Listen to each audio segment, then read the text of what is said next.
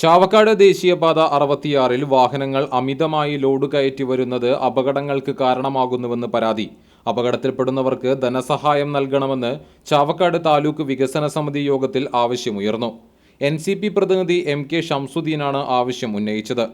Chavakkad bus സ്റ്റാൻഡിന് സമീപം ബൈപ്പാസിൽ കാനകളുടെ സ്ലാബുകൾ പൊട്ടിയ കാരണം വെള്ളവും മാലിന്യങ്ങളും റോഡിലേക്കും പാടത്തേക്കും നിറഞ്ഞൊഴുകുന്ന സ്ഥിതിയാണെന്നും അതിനാൽ ഈ സ്ലാബുകളും പാലയൂർ റോഡിൽ മസ്ജിദിന് സമീപം പൊളിഞ്ഞുകിടക്കുന്ന സ്ലാബുകളും ഉടൻ മൂടണമെന്നും ആവശ്യമുയർന്നു.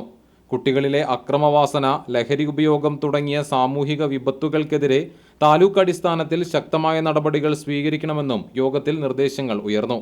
യോഗത്തിൽ RP റഷീദ് അധ്യക്ഷത വഹിച്ചു. തഹസിൽദാർ MK കിഷോർ, ഡെപ്യൂട്ടി തഹസിൽദാർമാരായ PN സുരേഷ്, P ദീപ, വിവിധ രാഷ്ട്രീയ പാർട്ടി പ്രതിനിധികളായ ഷാഹുൽ ഹമീദ്, തോമസ് ചിറമ്മൽ, ഷാഹു, വിവിധ വകുപ്പ് തല ഉദ്യോഗസ്ഥർ തുടങ്ങിയവർ പങ്കെടുത്തു.